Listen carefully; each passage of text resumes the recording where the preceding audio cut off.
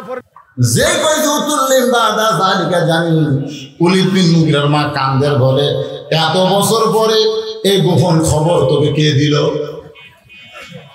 এত বছর পর তুই জুয়ান তাগড়া হয়ে গেছিস, এত বছর পরে এই গোপন খবর তোকে কে দিল? ওলীদ বিন মুগীরা চুপ করে বলে মা খবর কি? বলে তুই যে জারদ সন্তান এইটা একমাত্র আল্লাহ ছাড়া আমি ছাড়া দুনিয়ার কেউ জানে না। এই গোপন খবর তোকে কে দিল? যে গোপন খবর দিছে সে সাধারণ কোনো মানুষ না রে। ওলীদ বিন মুগীরা বলে আমি দুই চোখে তাকে দেখতে পারি না। মা বলতেছে তুই দেখবার না পারলে কি হবে? সে দুনিয়ার সাধারণ কোনো মানুষ না। ওলীদ বিন মুগীরা মাকে চাপে ধরে বলতেছেন আসল ঘটনা কি? মা বলতেছে আসল ঘটনা হলো তোর বাবা ব্যবসার কাজে বাইরে গেছে, মাসের পর মাস তোর বাবার বাড়িতে আসে না। আমার মধ্যে একসময় ব্যারাম ঢুকলো, একা একা কেন ভালো লাগে না, কোনো কাজে মন যেন বসে না, আমার কি হতে কি হয়ে গেল। যারা দুয়ান তাগড়া বউঠিয়া মানুষ হয়ে গেছে, সৌদি আরবে গেছে, তাদের বউগুলো এখন বড় বিপদে আছি। এ কথা কারণ ঠিক কিনা ভাই? ওলীদ বিন মুগীরার মা বলতেছে তোর বাবা ব্যবসার কাজে বাইরে যায়, ব্যবসায় এত লাভ, এই লাভের ধান্দাত করে টাকার ধান্দাত করে আমি যুবতী বউ বাড়িতে আছে, এইটা তোর বাপের মনে নেই। এটা তোর বাপের কি নাই? মনে নাই। বলতেছে বাজান আমার মধ্যে একটা ব্যারাম ঢুকলো, কারণ পুরুষ মানুষ যদি বাড়িতে না থাকে মেয়ে মানুষের অবস্থাটা কি হয়। আমি আস্তে আস্তে ঘরের ছাদের উপরে গেলাম, যে ঘরের ছাদের উপরে গিয়ে দেখি তোর বাপের ছোট ভাই। ওলীদ বিন মুগীরাকে বলতেছে তোর বাপের ছোট ভাই আমার ঘরের চারিধারে তাওয়াফ করতেছি। তাওয়াফ বোঝেন? দেখবেন যেই বাড়িতে ভাই থাকে না সেই ভাবির বাড়িতে তাওয়াফ হয়। তাওয়াফ এই দেওয়ারা গুলা ধরে কারা কথা কয় না। আপনার হয়তো এলাকার লোক কেউ বিদেশে পৌঁছে যায়নি,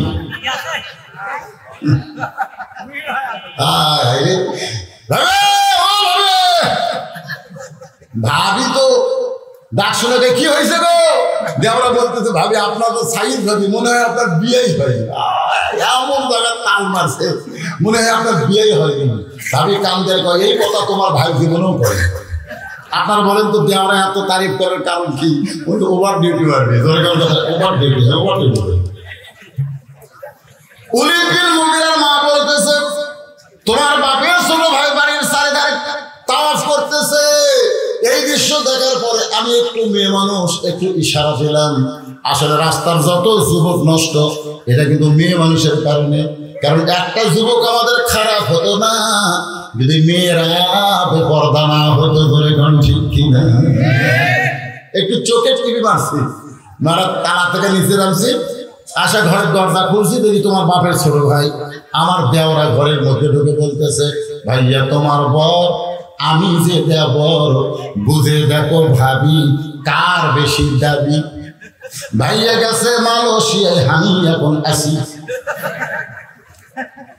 তোমার বাপের ছোট ভাইয়ের সঙ্গে আমার মিলন হলো, ওই মিলনের মাধ্যমে তুমি আমার গর্বে এসেছো, তুমি আসলেই জারদ সন্তান। উতুল্লিম বাদা যালিকা জানিন। ওলীদ বিন মুগীরা কি সন্তান? আবু জেহেল কি ধরে আছে? বর্ষা ধরে আছে। আমি নেতা হয়ে বলছি যে ঘুমন্ত মানুষকে মারা চলবে না, তুই তাও মারিস কেন? এই জন্য খপ করে বর্ষা ধরছে। বর্ষা ধরার পর আবু জেহেল এবার চাদর টান দিচ্ছে। ধরে কোন কি টান? চাদরের ভিতরে কে ঘুম পাড়তেছে? আলী। এটা হয় আপনারা জানেন, ওরা তো জানেন না। এরকম বর্ষা ধরে যেই মাত্র চাদর টান মারছে সঙ্গে সঙ্গে 37 জন নেতার চোখ সারা রাত জাগার কারণে, চোখের মধ্যে বালু পড়ার কারণে চোখ তো ছোট হয়ে গেছে। ওইরকম কি হয়ে গেছে? কিন্তু চাদর টান দেওয়ার পরে এরকম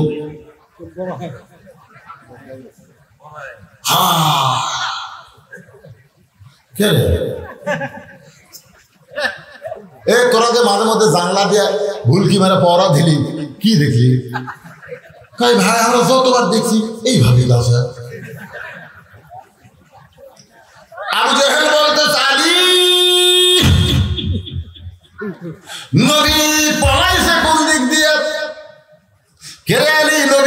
দিকটা বলাইলো আলী খালি মুস্কি মুস্কি হাসে।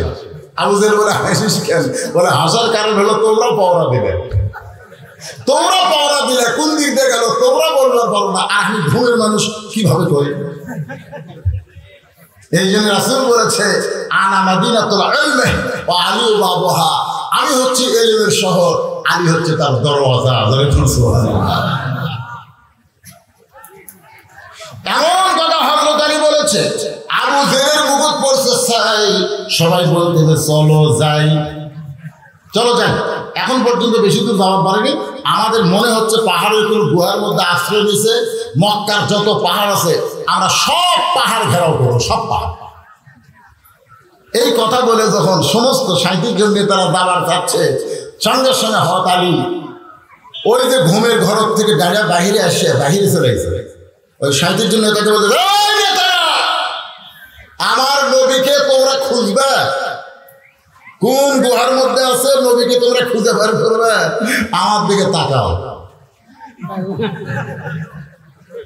এই দেখো আবু সুফিয়ান বলতেছে এই বেটা চাদরের মধ্যে ঘুম করে নবী চলে গেল, আবার বুড়ো লোক দেখায় এক সাইজ করা দরকার। হযরত আলী বলতেছে সাইজ করার জন্যই তো ডাকতেছি, কারণ হযরত আলী জানে, হযরত আলী জানে ইন্না নাহনু নাযালনা যিকরা ওয়া ইন্না লাহু লাহাফিজুন, এই কোরআন হেফাজত আল্লাহ করবে। আর কোরআন কাগজে লেখা শুধু কোরআন না, কোরআন হলো বাস্তব আল্লাহর নবী। ধরে কোন ঠিক কি না এগুলো বলতেছে। আবু জেহেল বলতেছে দরকার নাই, দরকার নাই। কারণ হোসেন কি বলেছে, আমার বাবা শুধু বিশ্ব আলেম নয়, আমার বাবা কি বিশ্ববীর। খালি বলবি আজকে আমাদের মতন কিছু আলেম আছে, তার আলেম কিন্তু বীর নয়, যার কারণে হক কথা বাকি থোড়ে। ধরে তোর কথা ঠিক কি না? মসজিদের মেম্বরে বসে কেশিয়ার সাহেব সিয়ারে নামাজ পড়ে, একদিনও পায় না। মসজিদের মেম্বর বসে ওয়াজ করে, মসজিদের সভাপতি সিয়ারে নামাজ পড়ে, একদিনও পায় না। কি জন্য কয় না? যদি বলি তাহলে হয়তো আমার চাকরি থাকবে না। আপনি জানেন মসজিদের একটা সিয়ার ভাঙ্গা একটা হজের সওয়াব। কথা কন না কেন? মসজিদের একটা সিয়ার আপনি বাইরে ভাঙবেন, একটা হজের সওয়াব। আর আমরা হুজুররা কথা কই না। এই জন্য হোসেন বলতেছে আমার বাবা শুধু আলেম না, বিশ্ববীর। কেমন বীর? কেমন বীর? শোনেন হাদিসটা, মাহাদান ইয়াদখুলুল জান্নাত ইউহিব্বু ইয়ারজি ইলা দুনিয়া ওয়া লাহু মা'আল আরদি মিন শাইইন ইল্লা শাহীদুন ইয়াতামান্না আন ইয়ারজি ইলা দুনিয়া ফায়ুক্তাল 10 মাররাতান লিমা ইয়ারা মিনাল কারামাতি। রাওয়াহুল বুখারী কিতাবুল মাগাজি। এই তিনটা একসাথে উঠলো রে।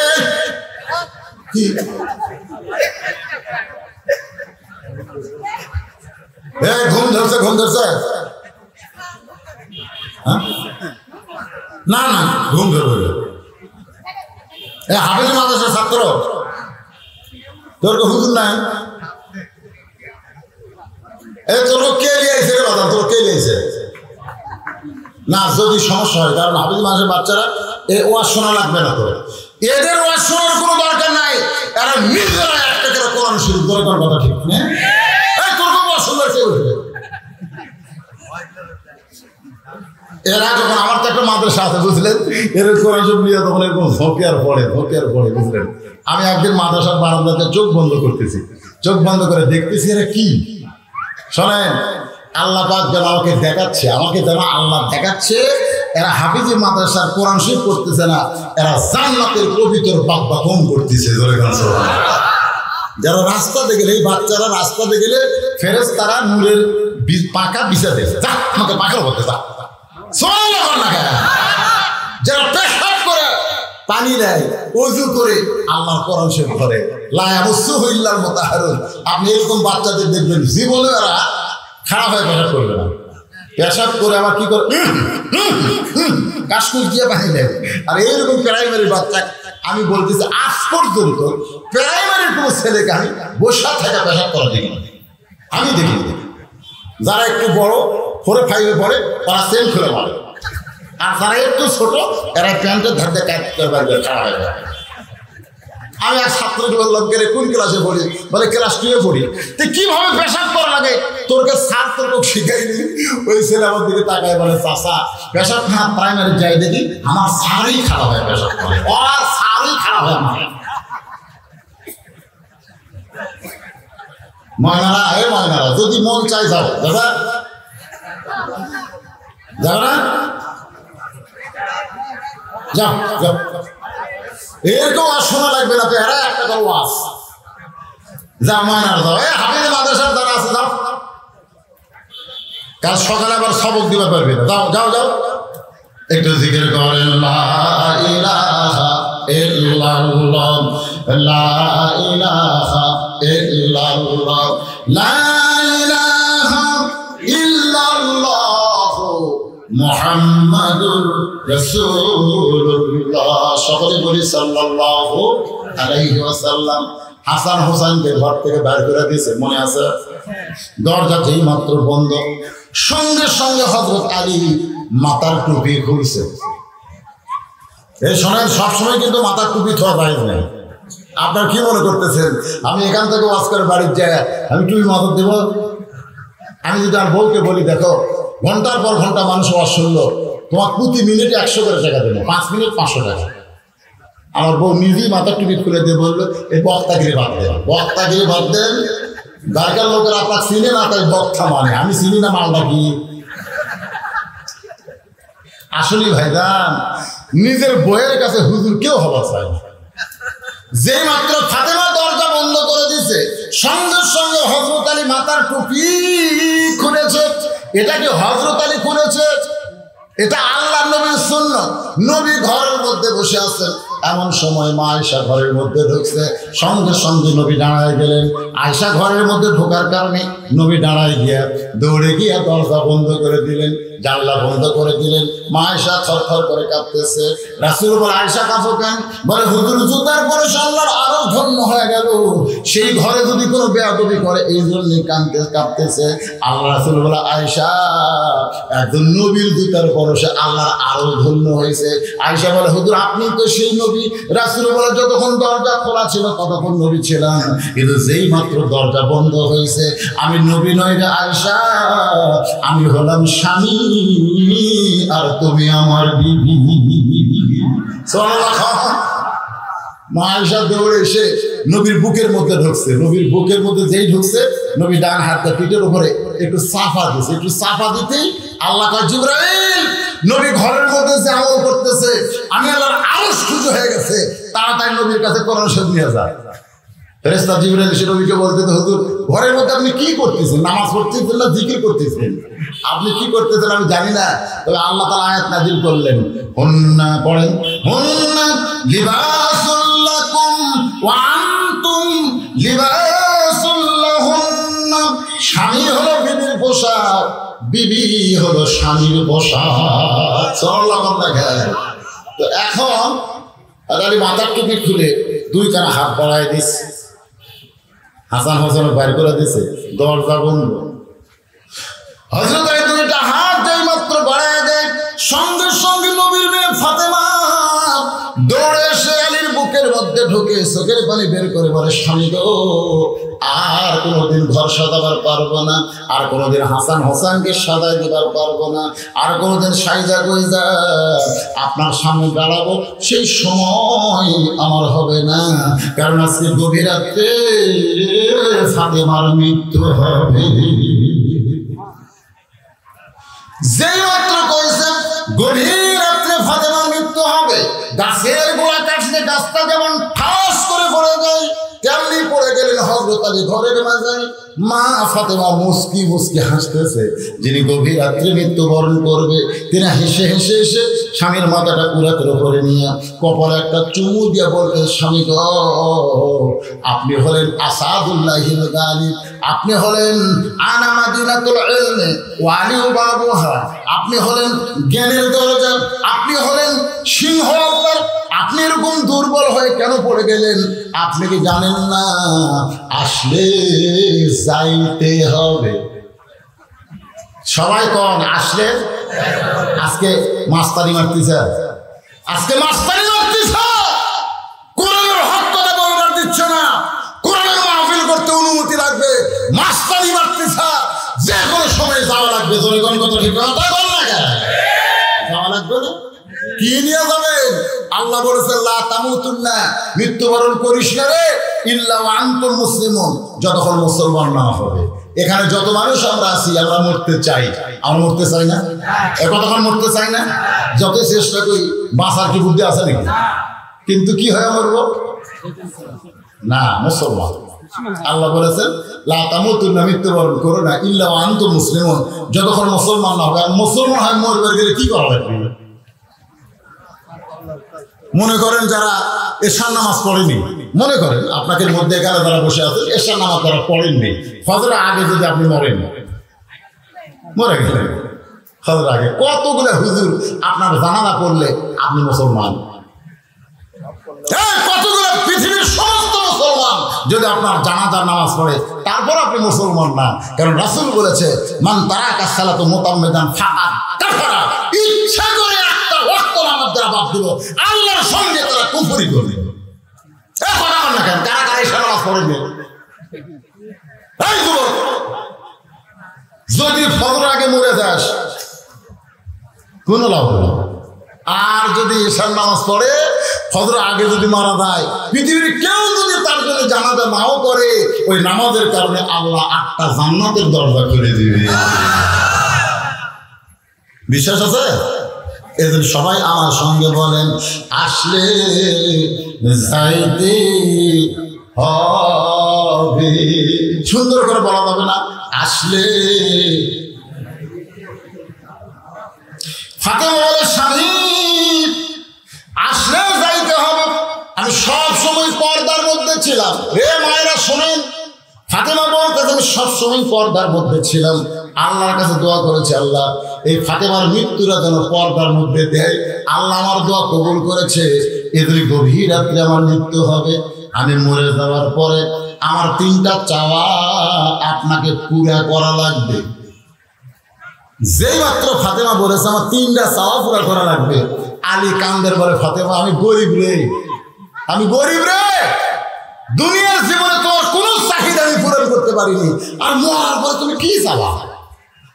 ফাতেমা বলে 1 নম্বর চাওয়া হলো রাতের বেলা মৃত্যুবরণ করব, রাতের বেলায় আমাকে দাফন করা লাগবে।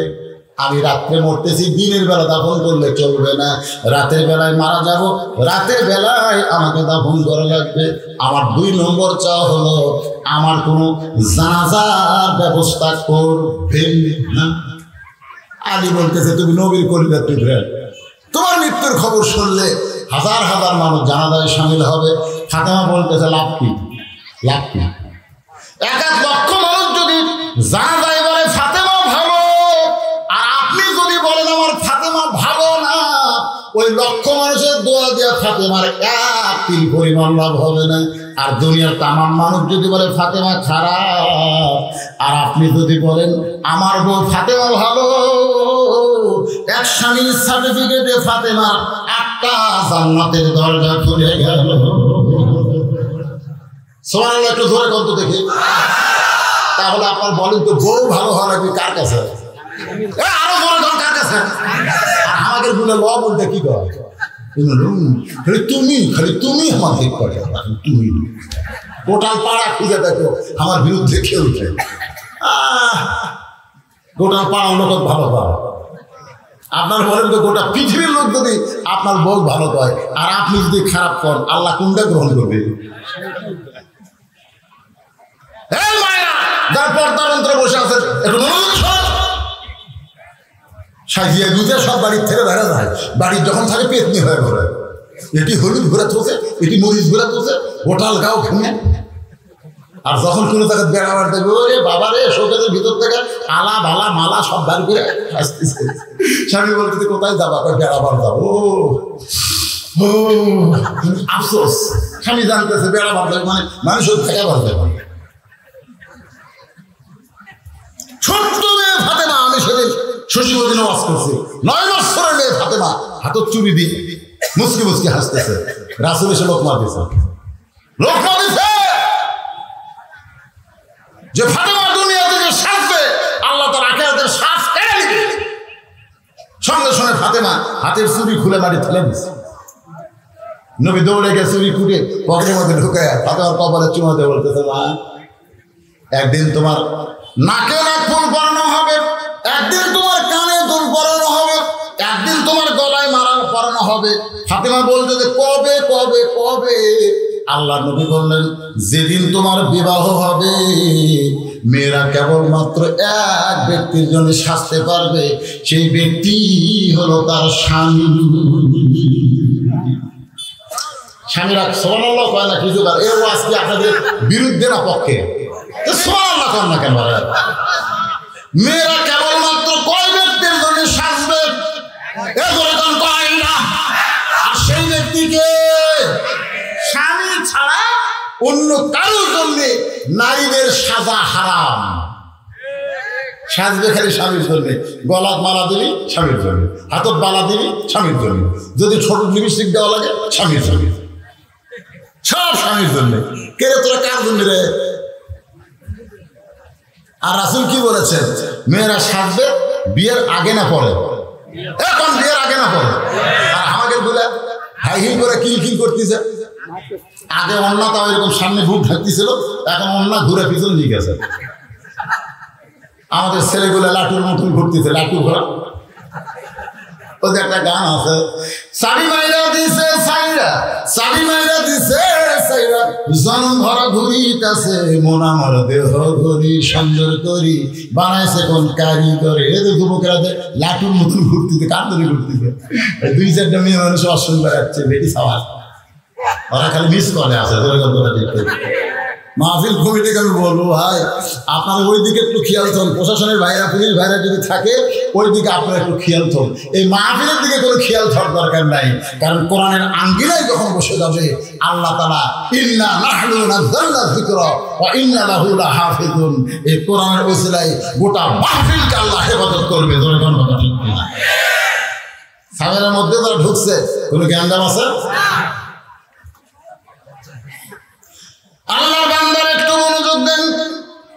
ফাতেমা বলে, স্বামী আমার 3 নম্বর চাওয়া হলো আমার লাশটা কিন্তু খাটনিতে তুলবেন না। আমি মরে যাওয়ার পরে 4 জন ব্যক্তি খাটনি কান্দে নিবে। আমি ফাতেমা হিসাব করে দেখলাম এই মুহূর্তে 4 জন ব্যক্তি খাটনি কান্দে নেওয়ার কেউ নাই। আমি ফাতেমা যখন মরে যাব আমার লাশটা কান্দে করে আপনি জান্নাতুল বাকির পূর্ব কোণায় সবুজ রঙের একটা বাতি জ্বলবে। সুবহানাল্লাহ। জান্নাতুল বাকির পূর্ব কোণায় সবুজ রঙের একটা বাতি জ্বলবে, ওই বাতি বরাবর আমাকে দাফন করবেন। ওগো স্বামী, আমি জানি আমার কবর খুঁড়তে আপনার কষ্ট হবে। আপনার একান্ত বন্ধু যদি কেউ থাকে দুনিয়ায়, তারা একটু বলবেন ফাতেমার কবর যেন খনন করে, দুনিয়ার কোনো মানুষকে যেন খবর না দেয়। গভীর রাত্রে হযরত আলী আবু যর গিফারীর জানলার কাছে বিষাক্ত সাপের মতন ফসফস করে কাঁদতেছে। আবু যর গিফারী চমকে গেল, কে কান্দে রে, কে এমন করে কান্দে? দরজা খুলে বাইরে তাকায় দেখে আসাদুল্লাহ হিলদারি হযরত আলী কাঁদতেছে। আবু যর গিফারী, আলী ভাই, কোন যুদ্ধে তোমাকে পরাজিত আমি হতে দেখি নাই, কোন যুদ্ধে তোমাকে পরাজিত হতে দেখি নাই। তুমি আজকে কোন যুদ্ধে পরাজিত হয়ে আমার জানলার কাছে এমন করে কাঁদতেছো? আলী বলতেছে, আবু যর, জান্নাতুল বাকির পূর্ব কোণায় একটা বাতি জ্বলতেছে, ওই বাতি বরাবর একটা কবর কর। আবু যর গিফারী বলে, আলী রে, দুনিয়ার কেউ মৃত্যুবরণ করে নাই, তাহলে কবর কেন খুঁড়বো? আর যদি মরেই যায় রাতের বেলা কবর কেন খুঁড়বো? দিনের বেলা কি কবর খনন হবে না? আলী বলতেছে, আবু যর, আজকে 6 মাস আগে হাসান হোসাইন নানা হারাইছে, আজকে গভীর রাতে তাদের মা ফাঁকি দিয়ে চলে যাবে। যেই মাত্র কইছে আবু যর 6 মাস আগে নবী বিদায় নিয়েছে, ধরে কোন কয় মাস? 6টা মাস আগে নবী বিদায় নিয়েছে। এখন পর্যন্ত হাসান হোসেনের চোখের পানি বন্ধ হয় নাই। যারে দেখে তারই জিজ্ঞাসা করে, বলো রে আমাদের নানা কোন জায়গায়, আমাদের নানা কোন জায়গায়? হযরত আবু বকর বলেছে, রে নবীর সাহাবীরা, হাসান হোসেন যতদিন নানা নানা বলে কাঁদবে, খবরদার নবীর রওজা দেখায় দিবা না। যদি রওজা দেখায় দাও, এরা দুই ভাই যদি নবীর রওজার পাশে একবার নানা নানা বলে চিৎকার দেয়, আমি আবু বকর বলতেছি আল্লাহ নবীর ঘুম ভেঙে যাবে। ইসলামের আলো, সবাই বলেন ইসলামের আলো জ্বালায়া দিয়া নবী ঘুমায়া আয়াসেন সোনার মদিনায়। আবু যর বলতেছে, ভাই মাত্র 6 মাস আগে নবী চলে গেছে, নবী যাওয়ার পরে এখন যদি মা চলে যায়, তোমার 2টা সন্তানকে তুমি কেমন করে সামাল দিবে? আলী বলতেছে, আবু যর পরের কথা পরে চিন্তা করা যাবে, যা একটা কবর কর।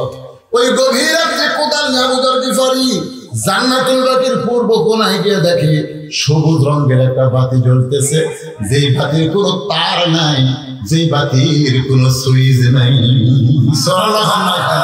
এই জন্য ভাইরে, আপনি যদি ঈমান আমল নিয়ে কবরে যেতে পারেন, আপনার কবরে তার লাগবে না, সুইচ লাগবে না, জানলা দরজা লাগবে না, আপনার আমলের নূর দিয়ে আল্লাহ অন্ধকার কবরকে আলোকিত করে দিবে। ঠিক কি না? আবু যর গিফারি তাকায় দেখে, কে তার নাই, সুইচ নাই, সবুজ রঙের একটা বাতি লটকে আছে, ঝুলতেছে। কে ঝুলাচ্ছে, কেমনি ঝুলতেছে, এগুলোর দিকে খেয়াল না করে নিচের দিকে তাকায় দেখে বাতির আলো তো গোলাকার হয়ে পড়ে, কিন্তু ওই সবুজ রঙের বাতির আলোটা 4 কোণা হয়ে পড়ছে, 4 কোণা, এর কবরের মতন হয়ে পড়েছে। আবু যর গিফারি ওই আলো বরাবর কোদাল দিয়ে কবর খনন শুরু করলেন। কবর খুঁড়তে খুঁড়তে এক সময় আবেগে, অনেক সময় মানুষের বিবেক হেরে যায়, আবেগে কথা বলে, ধরে কোন কথা ঠিক কিনা? আবেগে বলতেছে, কবর রে তুই কি বলতে পারিস রে কবর, এই গভীর রাত্রে আমি কেন কবর খুঁড়তে আসলাম?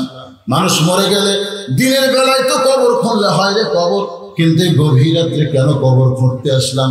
কবর রে তুই জানিস না রে কবর, আজকে গভীর রাত্রে তোর মধ্যে এমন একজন মহিষী নারীকে দাফন করা হবে, আল্লাহ নবীর মেয়ে হওয়ার পরেও রাসূল তাকে মা বলে ডেকেছে।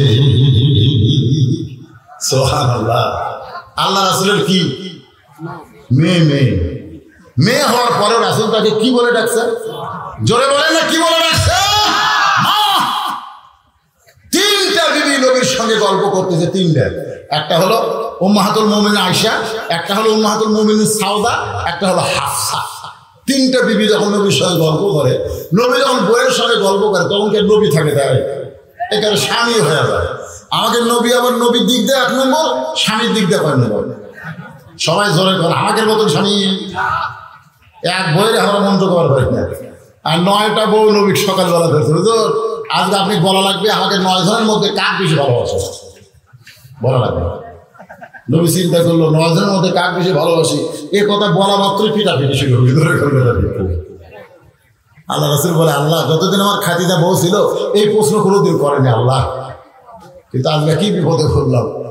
আজকে না, আগামীকাল সকালে বলবো। তো সব ভোগ পাঠা দিচ্ছে, রাত্রেবেলা রবিবার তাহাজ্জুদে দাঁড়ায় বলে, আল্লাহ কি করি, এরা তো সকালবেলা জানবে তুমি কাক বেশি ভালোবাসি। মা ইয়ানতিকু আনিল হাওয়া ইন হুয়া ইল্লা ওয়াহয়ুহা।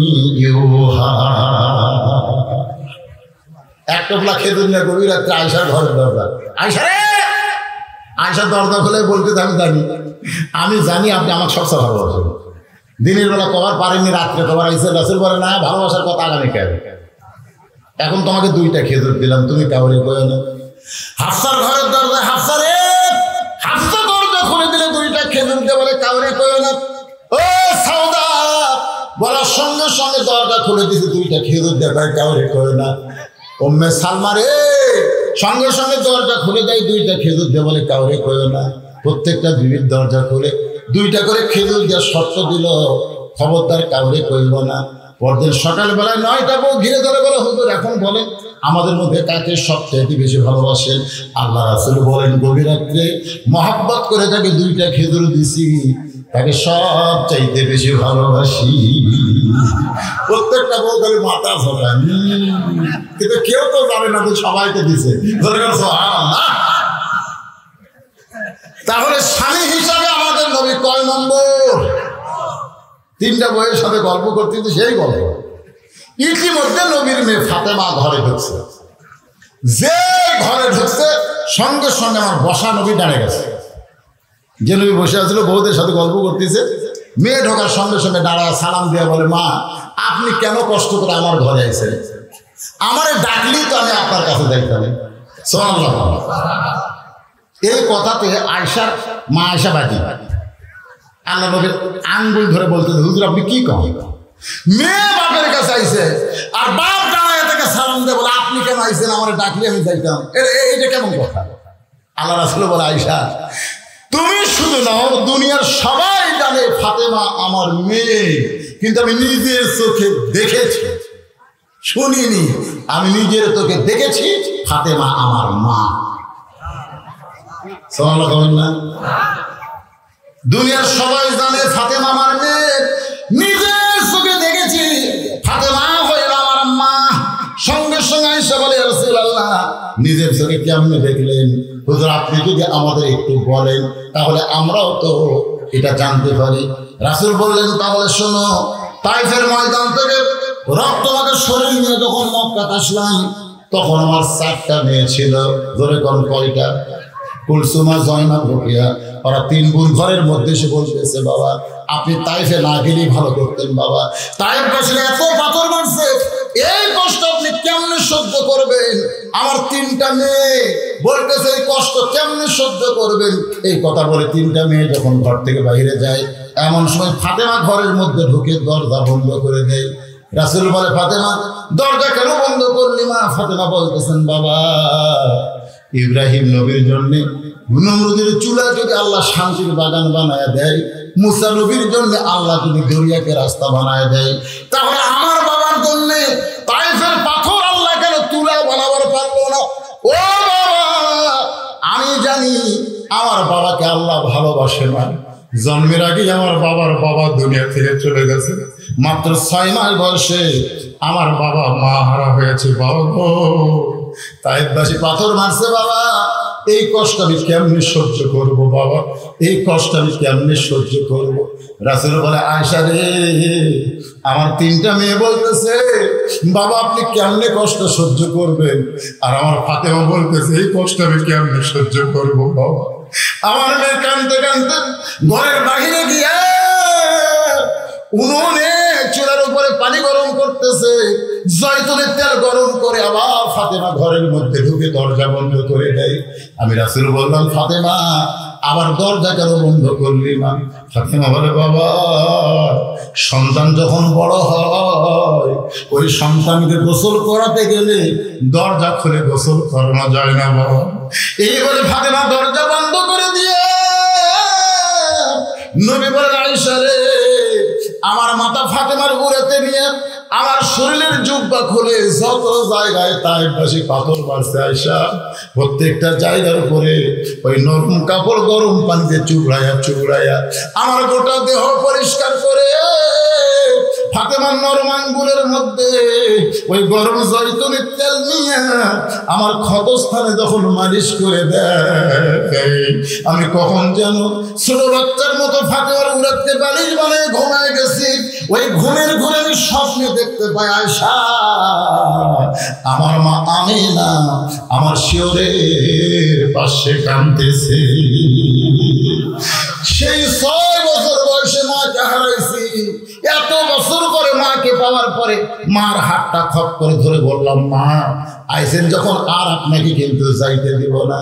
যেই স্বপ্নে আমিনার হাতটা চাইপা ধরেছি আয়েশা, সঙ্গে সঙ্গে ফাতেমা আমার কপালে চুমা দেয়।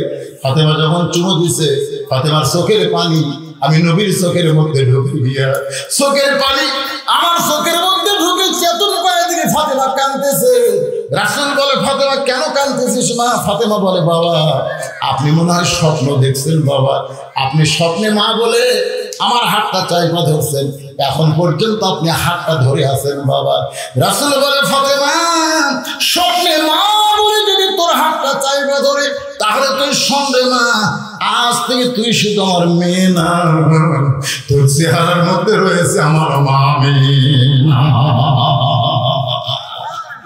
আবু যার গিফারি বলে, কবর খবর ধরবে তুমি করবি না রে কবর, তোর মধ্যে এমন একজন মা আসতেছে যার 2টা সন্তান জান্নাতে যুবকদের সর্দার হবে।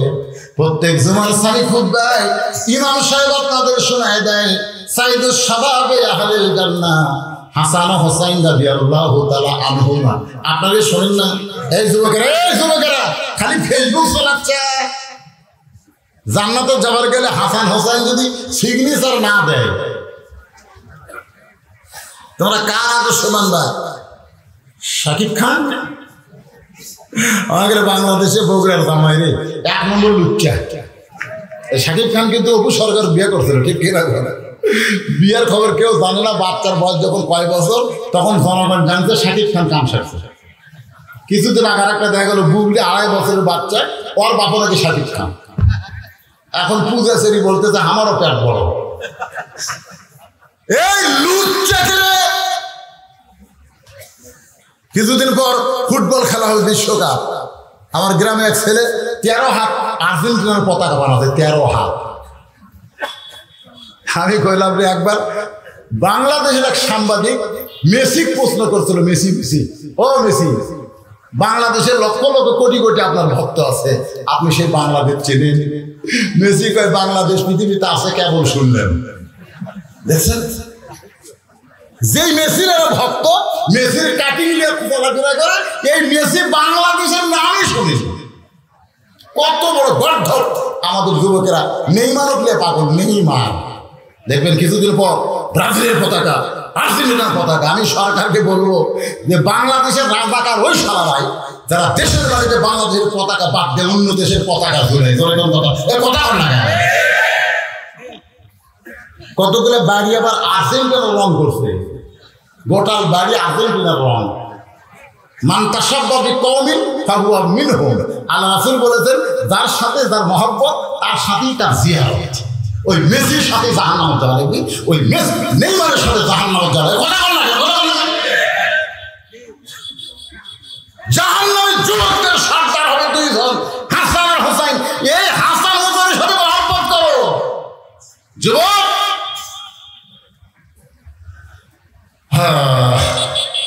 রাগ করতেছেন? পাশে আমার শ্বশুরের গ্রাম, বুঝলেন?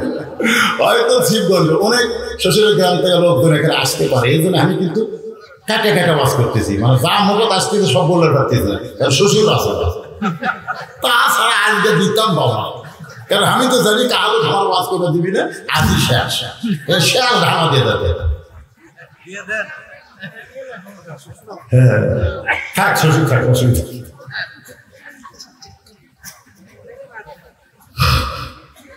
রাত বেশি হয়নি, 9টার সময় উঠছি, এখন 11:15 বাজতেছে, 2 ঘন্টা প্রায়। চলুন নাকি কম? আমি দিনত একটা ওয়াজ করে আসছি, তো আবার রাত্রে আরেকটা মারতেছি। আপনাকে বসা দেখে ওই ডাঁড়া থেকে দেখেন বারবার বলতে দরজা থেকে ডাঁড়া যেতে দেখেন, 2টা ঘন্টা হলে বেকার করে খেলে ডাঁড়াই থাকে। লিল্লাহি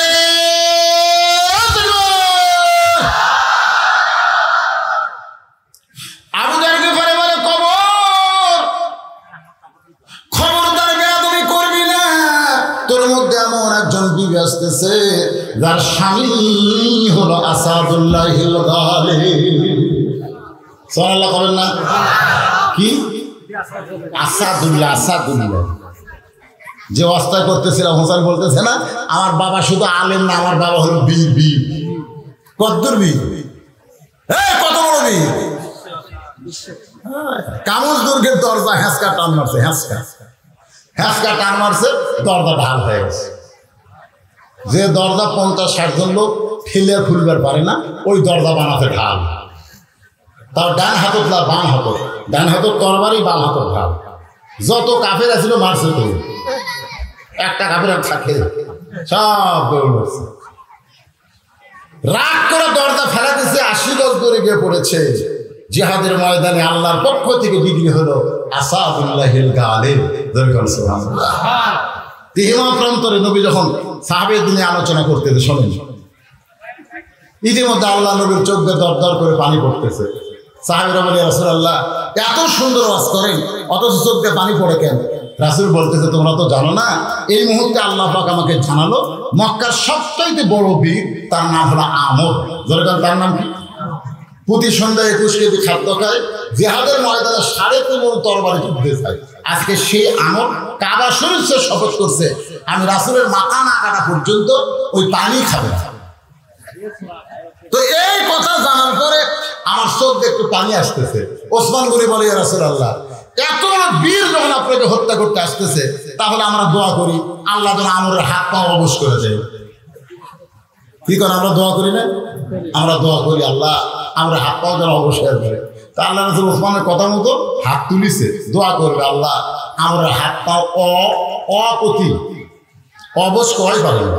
কেবল বলতেই ফেরেশতা জিবরাইল এসে বলতেছে, ইয়া আইয়ুহান নাবিয়্যু হারজিল মুমিনিনা আলাল কিতাল। হে রাসূল, এই 2টা হাত খালি দোয়ার হাত না, এই 2টা হাত হলো লাঠি ধরার হাত। যেরকম কথা ঠিক কি? এই কথা কর কি? খালি দোয়া না লাঠি? এই 2টা হাতে লাঠি ধরা না? আমরা সারাদিন তার দোয়া করতেছি, অন্যায়ের বিরুদ্ধে লাঠি ধরতেছি না। কোরআনের আয়াত নাযিল হয়ে গেল, সঙ্গে সঙ্গে নবী দোয়া না করে হাতটা এইভাবে নিচের দিকে নিয়ে আসলেন। হাতটা নিচের দিকে নিয়ে আসলেন। সাহাবীরা বললেন, হুজুর কি হলো? রাসূল বললেন, তোমাদের মধ্যে কে আছো? তোমাদের মধ্যে কে আছো? ওই মহাবীর আমর আমি নবীর কাছে আসার আগে ওই আমরের কাছে যাইতে পারবা, মানে আমর আমি নবীর কাছে আসার আগে তার কাছে যাবার পারবা, এরকম তোমাদের মধ্যে কে আছে? সব সাহাবী এরকম মাথা নিচু করে চিন্তা করতেছে। প্রতি সন্ধ্যায় 21 কেজি খায়, কয় কেজি খায়? আর তরবারি হলো 3.5 মণ। এর সামনে কে দেবে? সবাই তখন চিন্তা করে, আমি তো ইসলামের আন্দোলনের জন্য রাস্তার যাবো না, আমার ছেলে আছে, আমার মেয়ে আছে, আমার বউ আছে, দেখবেন এরকম কিছুই কিন্তু আমাকে পিছুর দিকে টানতেছে। ধরে কোন কথা ঠিক কি?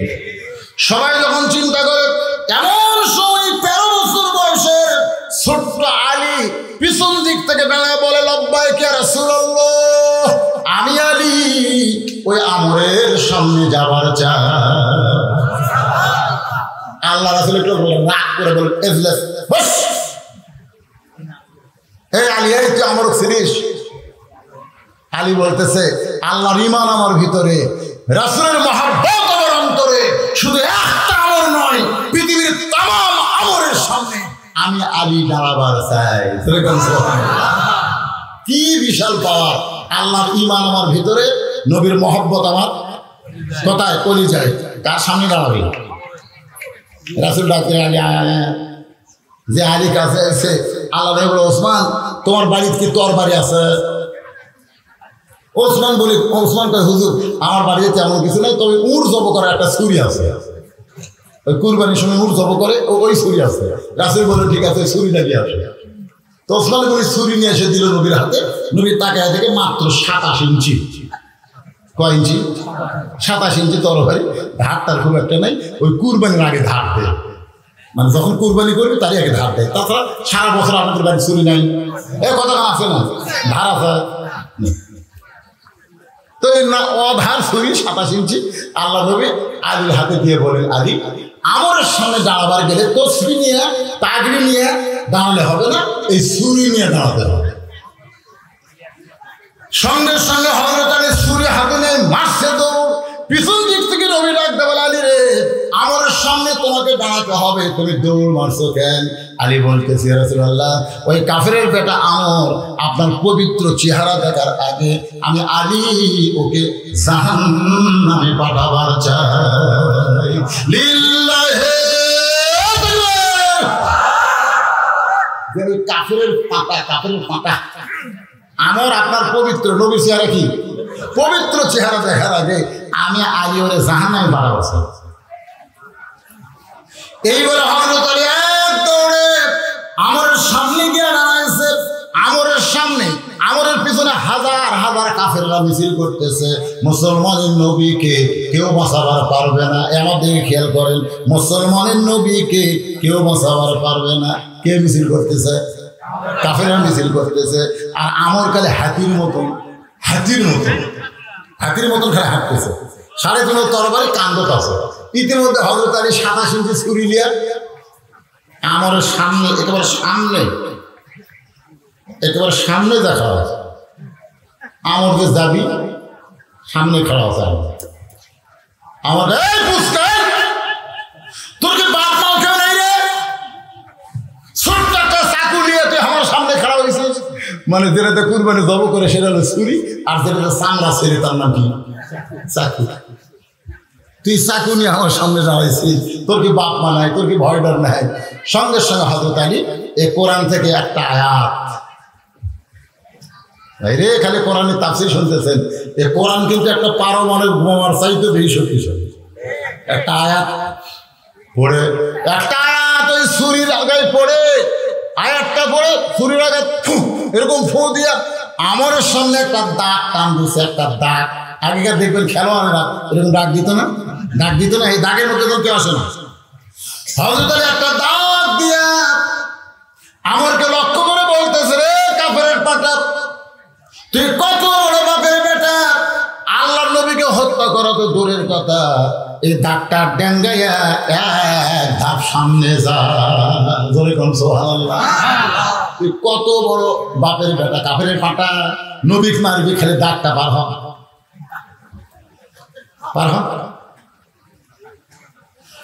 এমন একটা কথা, যে কথা হলো হায়দারি হাক। জোরে কোন কি হাক? আপনি বাড়িওয়ালা ল্যাংড়া, আর আমি জোয়ান তাগড়া হলাম চোর। আপনি কিন্তু চেতন আছেন। ধরে কি আছেন? বাংলাদেশের মানুষ কিন্তু চেতন নেই। চেতন থাকা লাগে।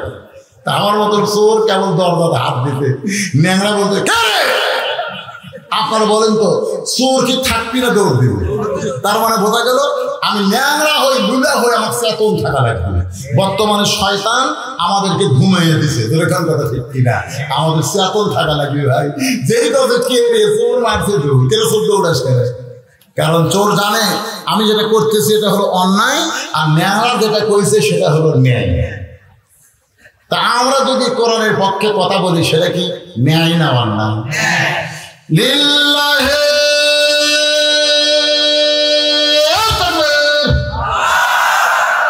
হলো না এক সাইডে জোরে মনে হয় আপনার পারেন?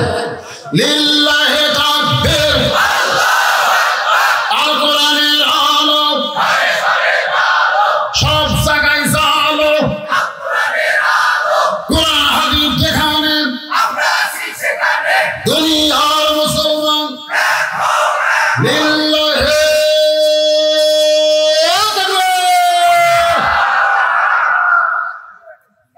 খবরদার কবর বেয়াদবি করিস না।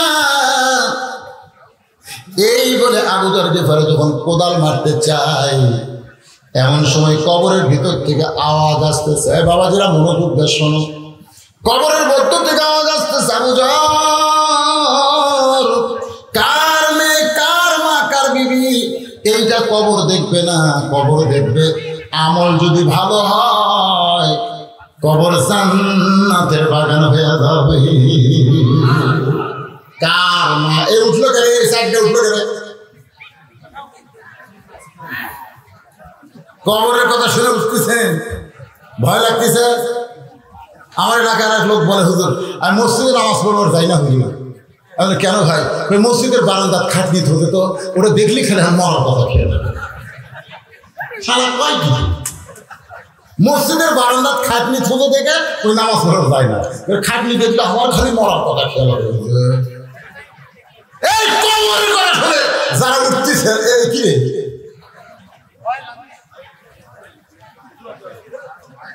না শোনেন, আমাকে বলেছে হুজুর আপনি ওয়াজের শুরুতে কিছু পরে আপনি একটা আদায় করে দিবেন। আমি তো জানি আমার কাহাবি, আমি আপনাকে চিনি না, কোন চিনি কি চিনি না। এটা কি পাটনা, এটা কি রাজশাহী, এটা কি টাঙ্গাইল, এটা কি ময়মনসিংহ? এটা হলো আমার নিজের জন্ম জায়গা কাহাবি। মসজিদের উন্নয়ন করবে, মসজিদের উদ্যোগে আজকে মাহফিল। আমি কেবল কবরের টান মারতেছি, কবরে কি নিয়ে যাবেন, কি নিয়ে যাবেন? এমন একটা কাপড় পরবেন তার কোনো পকেট নাই।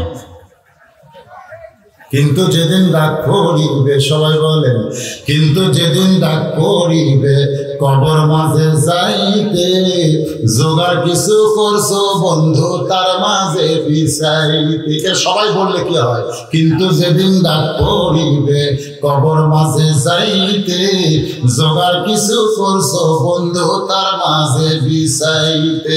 ডানে কবর বামে কবর, ডানে কবর বামে কবর, নিচে কবর আছে যে, উপর দিকে চাইয়া দেখো বাঁশের ছাউনি দিছে কে।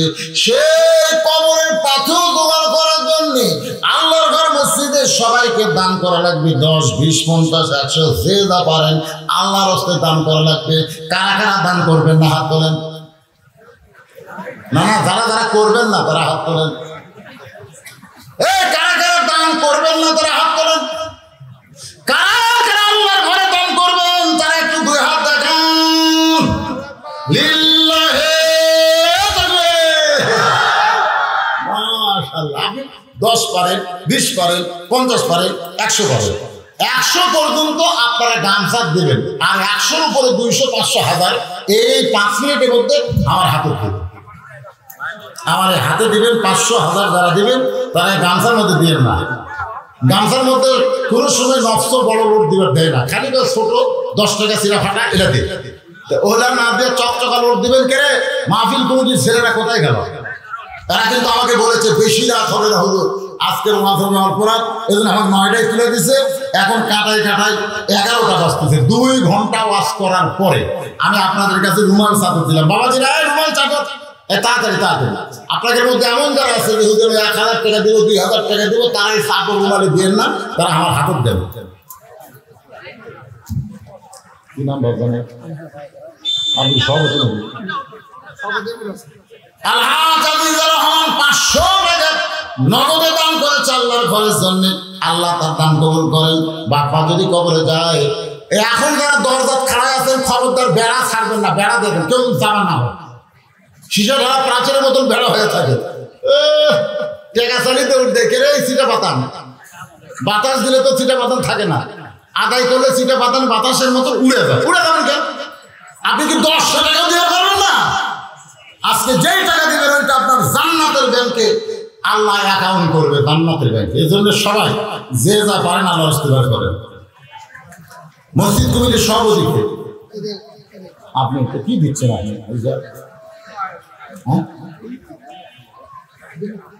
কখন দেবেন? আজ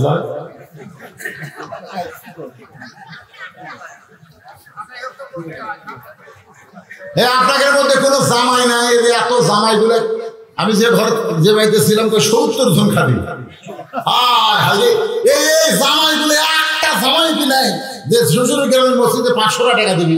দেখি কোন জামাই ওসমানগুলির সঙ্গে জান্নাত দেবে?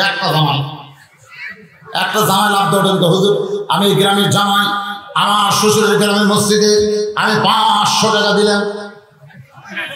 একটা জামাই, খালি একটা জামাই উঠুন তো। কে বাবা জামাই? আমি চাচ্ছি জামাই, তুমি হচ্ছে গ্রামের জামাই। মাশাআল্লাহ, এই গ্রামের ছেলে 500 টাকা দান করলো। আল্লাহ দানকে কবুল করেন, আল্লাহুম্মা আমিন। একটা জামাই উঠেন, একটা জামাই। কিসের শরম? বসে থাকা হলো শরম, দান করা শরম। এটা কে দিল বাবা? আশরাফুল ইসলাম মসজিদের সেক্রেটারি 1500 টাকা নগদে করছে দান। আল্লাহ তার দানকে কবুল করে জান্নাত ঘরের মালিক বানান। ধরে খান আমিন। কে রে ব্যাগের মধ্যে পড়তেছে, ব্যাগের মধ্যে দিচ্ছে? টাকা না নিয়ে লড়বা না, টাকা নিয়ে তারপর লড়বা। আজকের মাহফিলের সম্মানিত সহসভাপতি বাবার নাম সুলাইমান বাবাজি আমার। টাকা নগদে করছে দান, আল্লাহ তার দানকে কবুল করে জান্নাত ঘরের মালিক বানান। এই মা বোনদের মধ্যে কি আদায় করবে? মা বোনদের মধ্যে নির্ভরযোগ্য বিশ্বস্ত লোক পাঠাবে। এখনকার ছেলেরা আবার ইয়াবাখোর আছে, ইয়াবাখোর বাবাখোর। এই ইয়াবাখোর বাবাখোর যদি মা বোনদের কাছে আদায় শুরু করে, এই টাকা কিন্তু একটাও এদিকে আসবে না। এই জন্য আপনাকে বিশ্বস্ত লোক মা বোনদের কাছে পাঠাবে। হ্যাঁ, মনে করে কি মাশাআল্লাহ, এটা আরো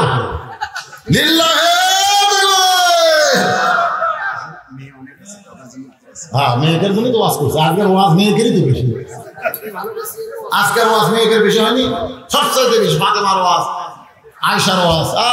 আজকে মায়েদের যা ওয়াজ হতো বাবা। একজন মুরব্বী আমার হাতে 1500 টাকা দিয়ে গেল। এই গ্রামের জামান, আপনার জামান, মাশাআল্লাহ, এই গ্রামের জামাই 1500 টাকা ধরে মারহাবা, 1500 টাকা দাম। এর মাঝখানে উঠলো কে? তারা উঠলো, মসজিদ ভাঙে দেন, এখন যা কোদাল দিয়ে মসজিদ ভাঙে দেন। এই মসজিদের জন্য টাকা আদায় হচ্ছে, এই সময় যারা উঠতেছে, আল্লাহ এই প্যারালাইসিস হয়ে যারা। আশ্চর্য কথা বলে, আল্লাহর ঘরের জন্য টাকা তুলতেছি আর মাথা খাড়া করলো। 2টা ঘন্টা ওয়াজ করলাম, পেশাব আছে না পায়খানা আছে বোঝা গেল না। ধরে কথা ঠিক কিনা? টাকা আদায় করে লাভ দেবেন কেন? প্যারালাইসিস বোঝেন, ভালো মানুষ উঠবেন, সকালে উঠে পাও খাড়া করে পারবেন না। এই 1500 টাকা পাওয়ার পরে এই ফাঁকে আল্লাহর একজন পাগলকে যেন আমার হাতের মধ্যে 1000 টাকা দিয়ে গেল। কে দিয়ে গেল রে? হ্যাঁ, তোমার বিয়ে গ্রামে বাবা কে দিল 1000 টাকা রে? আল্লাহর একজন বান্দা 1000 টাকা দান করে গেল। আল্লাহ কি নিয়তে দান করলো আল্লাহ তুমি জানো। আল্লাহ তার নেক নিয়ত জিজ্ঞাসা করো, সকলে বলে আল্লাহুম্মা আমিন। কবুল করো মুদের কামনা, দানকারীকে দিবেন জান্নাত, আল্লাহ নিরাশ করবেন না। মসজিদের ছাদ হয়েছে তাই না? কি বাকি আছে? প্লাস্টার বাকি, টাইলস বাকি। হ্যাঁ, তাহলে আপনারা গ্রামের লোকেরা, মসজিদ তো বাহিরের লোকেরা করে দিবেন রে বাবা। বাইরের লোকেরা শর্ট কেনার পয়সা দিবি, শর্ট বাইরের লোকের ব্যাগের মধ্যে যা দিছে গোটা দিয়ে শর্ট হবে। মসজিদ বানানো লাগবে আপনাদের গ্রামের লোক। গ্রামের লোকেরা কথা বল না কেন? এই গ্রামে এমন কোন আল্লাহর পাগল আছে যে আল্লাহর ঘরে 10 বস্তা সিমেন্ট দান করবে? 10 বস্তা সিমেন্ট। আল্লাহর কোন পাগল আছে? প্রধানমন্ত্রী কিন্তু কইছে 23 সাল দুর্ভিক্ষের বছর। ধরে কোন কথা ঠিক কিনা? কোনো দুর্ভিক্ষ হবে না, কোনো দুর্ভিক্ষ হবে না ইনশাআল্লাহ। কারণ রহমত বরকতের মালিক কে? ওমা মিন দাব্বাতিন ফিল আরদি ইল্লা আলাল্লাহি রিজকুহা। আল্লাহ কোন দিক দিয়ে রিজিক দিবে আমরা বুঝতেই পারবো না বাজান। এজন্য নিয়ত করেন আল্লাহর ঘর মসজিদে 10টা বস্তা সিমেন্ট দিবেন। কোন আল্লাহর পাগল আছে?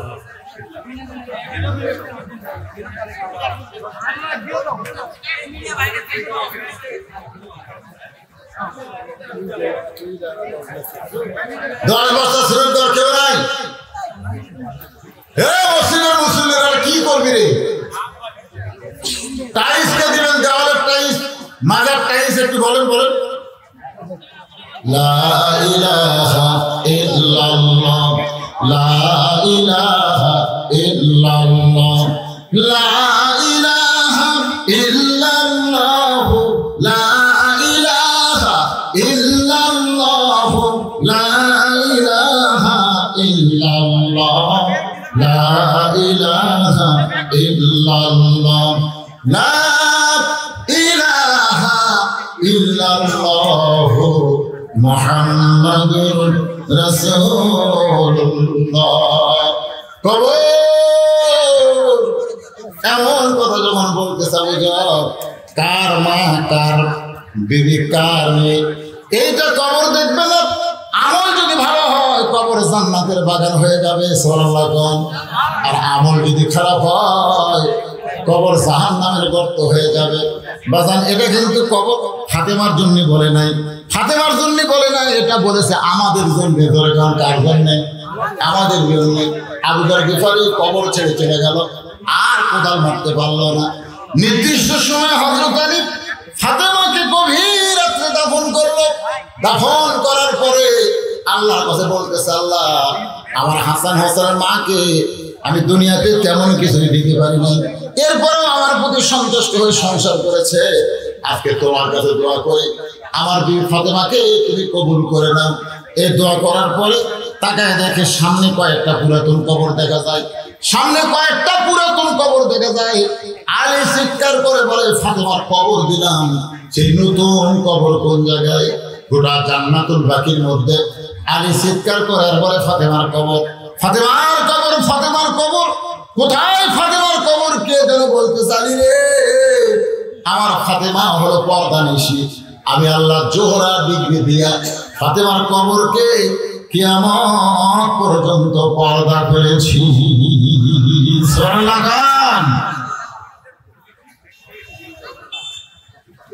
মসজিদে চেয়ারে নামাজ হবে কিনা, এই কথা কয়বার কবরে? চেয়ার ভাঙলে হবে সব, আবার তো নামাজ হবে কিনা? এই ওয়াজারা শোনেনি আমার, অত বুঝেন কি যাবে? ইমাম সাহেব বুঝাবেন, কোনো ঝামেলা নাই, কোনো ঝামেলা নাই। আপনার জামাতের নামাজ হবে না, জামাতের নামাজ পড়তে গেলে পায়ের গোড়ালির সঙ্গে গোড়ালি দিন করা লাগবে। আপনি চেয়ারে যদি নামাজ পড়েন তার বাড়িতে পড়েন। আল্লাহ বলেছে, তোমার কষ্ট হবে এমন কিছু আমি আল্লাহ তোমাকে চাপাই দেইনি। তোমার যদি দাঁড়ায় নামাজ পড়তে না পারো, বসে থাকা পড়ো, বসে যদি না পারো শুয়ে থাকা পড়ো, শুয়ে থাকা যদি না পারো ইশারা করা পড়ো, তাও নামাজ পড়ো। কিন্তু শরীর যখন সুস্থ থাকবে তখন তুমি জামাত ধরো, অসুস্থ অবস্থায় জামাতে নামাজ পড়া লাগবে না। আমার কথা কি বুঝলেন? অসুস্থ অবস্থায় জামাতে নামাজ পড়া লাগবে। আপনি খাড়া হওয়ার পারেন না, চেয়ারে বসে পাও দুজন কুটি, আর আপনার পায়ের গোড়ালির সঙ্গে মিল না করে পারলে তো কাতার সোজা করাও আছে। কাতার সোজা করাও আছে, কোন কিতাবে এসে কারিমুল ফরজ, কাতার সোজা হলো ফরজের নিকটবর্তী। তাহলে আপনি জামাত পড়বার এসে আপনার কারণে একটা কাতার সোজা হলো না, গোটা কাতার বাকি হয়ে গেল। সুস্থ মানুষ কেমন অসুস্থ মানুষের চেয়ারে বসতে দেবেন? যদি কেউ একান্তই মসজিদে নামাজ পড়তে চায় তাহলে চেয়ার নিয়ে সবার শেষে, সকলের শেষে, যার পিছনে আর কেউ নেই, ওই জায়গায় উনি চেয়ারে নিয়ে নামাজ পড়তে পারবে। আমার কথা কি বুঝলেন? কি দিল রে, কি দিছে রে? মাশাআল্লাহ, মাশাআল্লাহ। মোহাম্মদ শাহ আলম বনবনাই, এই গ্রামের লোকেরা দান করলো না, সে বনবনাই রে, বনবনাইয়ের শাহ আলম 5 বস্তা সিমেন্ট ধরে দেন। নাম মোহাম্মদ এমদাদুল হক, বাবা মারা গেছে, খিয়ার ভূগোল 1000 টাকা দান করেছে। এরকম যদি নগদ না পারেন বাকি লেগে দেন, এগুলো রসিদে বসে হবে, সব বাকি লেগে দেন। আপনার যে মসজিদে ছাদ করছিলেন, এটা কি সরকারি টাকা না আপনাদের টাকা দেয়? হ্যাঁ, না এই ছাদ কি করে করছেন? মিশন টিশন করে কোন হারিসের কম 10 বস্তা, আমি 15 বস্তা চাচ্ছি। না, আমি আপনাদের মধ্যে 15 বস্তার কথা বলছি। আজকের মাহফিলের সভাপতি সাহেব 15-10 করেছে, আমি 15 কথা আপনার করছি, পারবি না?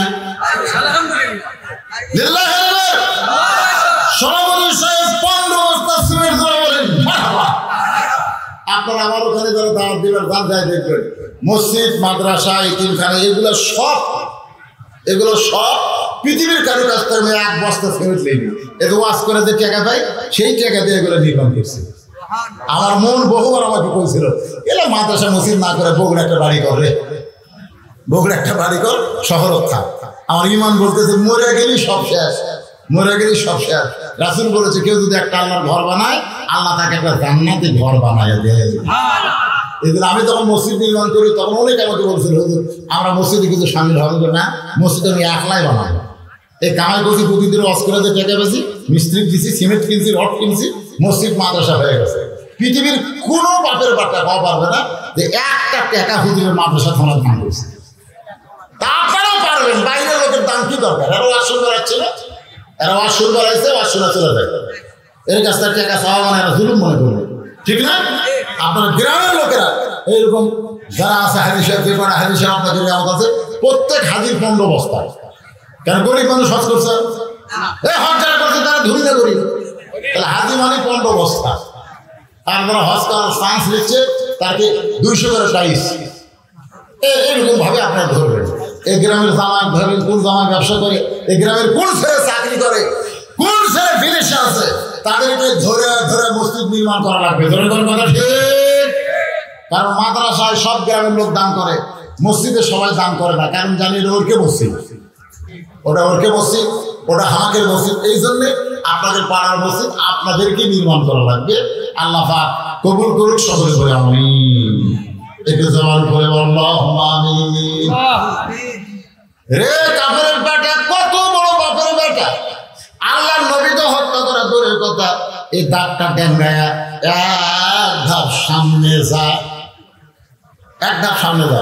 সঙ্গে সঙ্গে হযরত আলী এই কথা বলার সঙ্গে সঙ্গে আমরের গোটা দেহ থরথর করে কাঁপতেছে।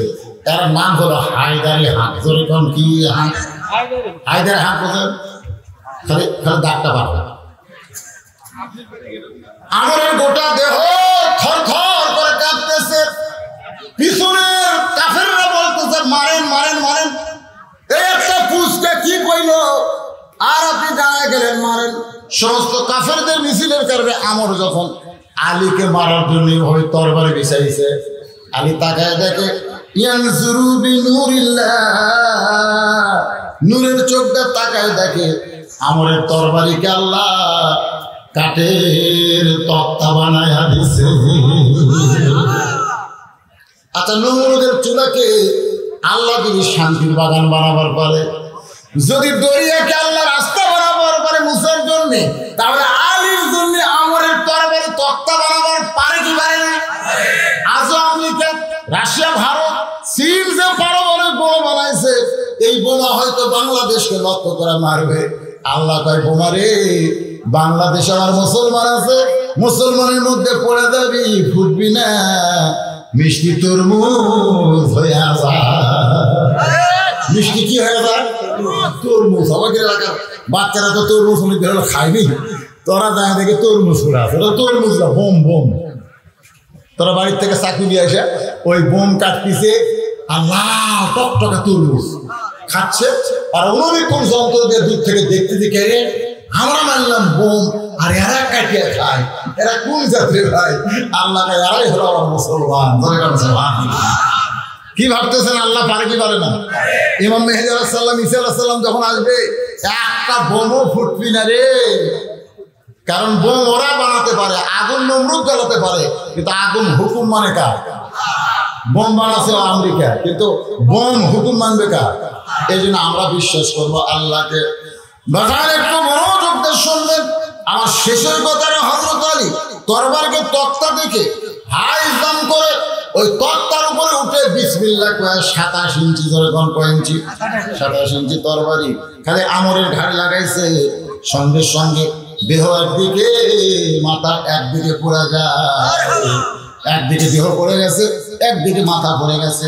এমন সময় নবী আইছে। আলী বলতেছি ইয়া রাসূলুল্লাহ, আল্লাহর শপথ করে বলতেছে হুজুর আমি কিন্তু আমরকে মারি নাই, হুজুর আমি কিন্তু আমরকে মারি নাই, খালি তরবারি ঠেকাইছি। আর সঙ্গে সঙ্গে 2 টুকরা হয়ে গেল। নবী এভাবে শাহাদাত আঙ্গুলি মুখে ধরে বলেন, আলী রে যা হয়েছে হয়েছে, এইটার প্রকাশ করি না। আলী বলতেছে হুজুর আমি জনগণের মধ্যে বলবো না হুজুর, কিন্তু আপনার কাছে জানতে চাই, আমি তো আমরকে মারি নাই, আমি খালি ঘাড়ে তরবারি ঠেকাইছি। 2 টুকরা কেমনে হলো? আল্লাহ কয় আলী রে, আমার আল্লাহর সৈনিক যারা হবে তারা একলা থাকবে না রে, তাদের সঙ্গে আমার আল্লাহ থাকবে। এখন আপনারা বলেন আমাদের সঙ্গে আল্লাহ আছে না নাই? ফাযকুরুনি আযকুরকুম ওয়াশকুরুনি ওয়ালা তাকফুরুন। যে আল্লাহকে স্মরণ করে আল্লাহ তাকে স্মরণ করে। আজকের আলোচনার ভিতর দিয়ে আমরা সবাই যেটুকু বুঝলাম, এই বুঝ মোতাবেক গ্রহণ করে ফজরের নামাজ আমরা জামাতের সঙ্গে আদায় করব। আল্লাহ যেন তৌফিক দেয়। সকলে বলে আল্লাহুম্মা আমিন। আস্তাগফিরুল্লাহাল্লাযী লা ইলাহা ইল্লা হুয়াল হাইয়ুল কাইয়্যুম ওয়া আতুবু ইলাইহি লা হাওলা ওয়া লা কুওয়াতা ইল্লা বিল্লাহিল আলিয়্যিল আযীম।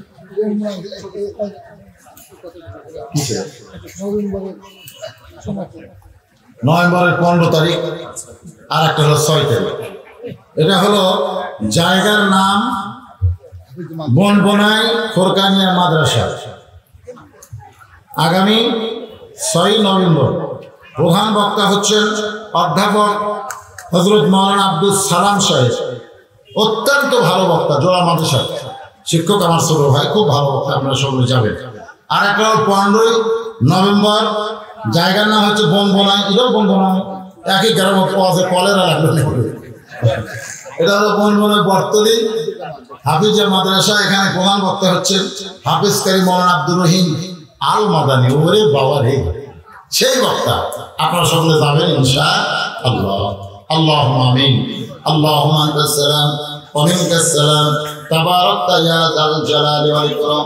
আয় আল্লাহ তাআলা, সেই মাগরিবের নামাজের পর থেকে এত রাত পর্যন্ত তোমার পাগল বান্দা বান্দীরা আরামের বাড়ি ঘুমকে বাদ দিয়ে কোরআন হাদিসের মহব্বত কলিজার মধ্যে নিয়ে এই জান্নাতের বাগানে বসে বসে কোরআন হাদিসের আলোচনা শোনার শেষে আমি গুনাহগারের সঙ্গে রহমতের দরজায় ফকির হয়ে তোফানা হাত করেছে।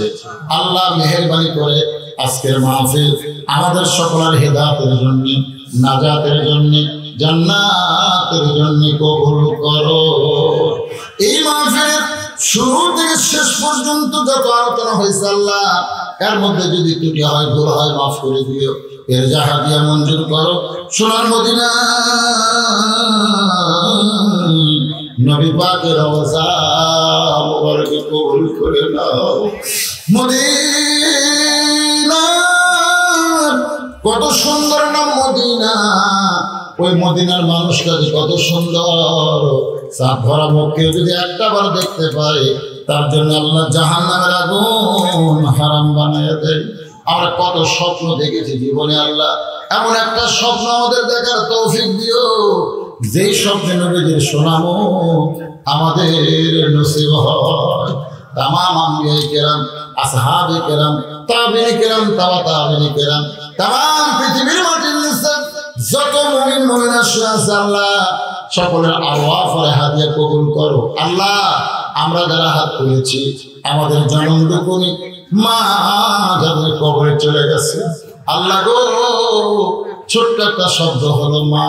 এই দরদের মা যাদের কবরে গেছে আল্লাহ, মায়ের কবর জান্নাতের টুকরা বানাও।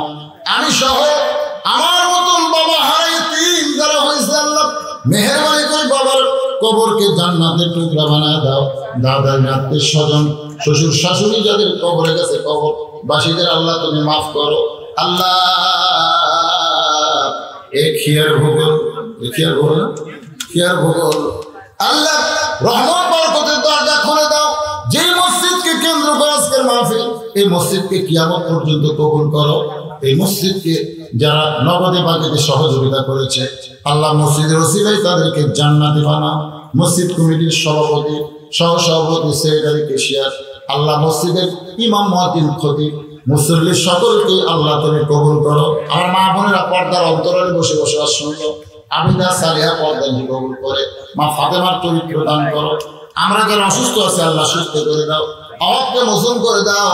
মাঠে ময়দানের ফসলগুলো আল্লাহ, যে একটা পোকা লাগছে ভাই, তাহলে ধানের গোড়া কাটে দিচ্ছে। আল্লাহ তোমার কাছে দোয়া করি, আল্লাহ সমস্ত গজব আযাব থেকে আবাদগুলোকে হেফাজত করো। আল্লাহ আল্লাহ গোটা বাংলাদেশের রহম করো। আল্লাহ আজকের মাহফিলে প্রশাসন কর্তৃক অনুমতি যারা দিয়েছে, প্রশাসনের ভাইরা যারা মাহফিলের সৌন্দর্য রক্ষা করেছে, ভলেন্টিয়ার ভাইরা যারা কষ্ট করে এত বড় আঞ্জাম দিয়েছে, আল্লাহ মেহেরবানি করে তাদের সকলকেই আল্লাহ তুমি কবুল করো। আল্লাহ আল্লাহ মিডিয়ার ভাইদেরকে কবুল করো, যারা দিনের পর দিন, ঘন্টার পর ঘন্টা ছুটে ছুটে আল্লাহ তোমার কোরআনের বাণীগুলো মানুষের কাছে পৌঁছে দিতে চায়, আল্লাহ তাদেরকে তুমি কবুল করো। আল্লাহ আল্লাহ কি আর ভোগরা জীবনে আসতে পারবো কিনা জানি না, হতে পারে আমার জীবনের শেষ মাহফিল। আল্লাহ আমি সবার কাছে দোয়া চাই, সবার জন্য দোয়া করি, আল্লাহ আমাদের সকলকে মাফ করে দিন। মাহফিলের সম্মানিত সভাপতি আমার বাবার নামে নাম আলহাজ আবুল হোসেন। আমার বাবা মারা গেছে, আমার বাপজান দুনিয়াতে আছে, আল্লাহ তার হায়াতকে তুমি দারাজ করে দাও। আল্লাহ সুবহান রাব্বিকা রব্বিল ইজ্জাতি আম্মা ইয়াসিফুন ওয়া সালামুন আলাল মুরসালিন walhamdulillahi rabbil alamin ওয়া জাল আখিরা কালামিনা ইনদাল মাউত লা ইলাহা ইল্লাল্লাহু মুহাম্মাদুর রাসূলুল্লাহ সাল্লাল্লাহু আলাইহি ওয়াসাল্লাম। আসসালামু আলাইকুম ওয়া রাহমাতুল্লাহি ওয়া বারাকাতুহু।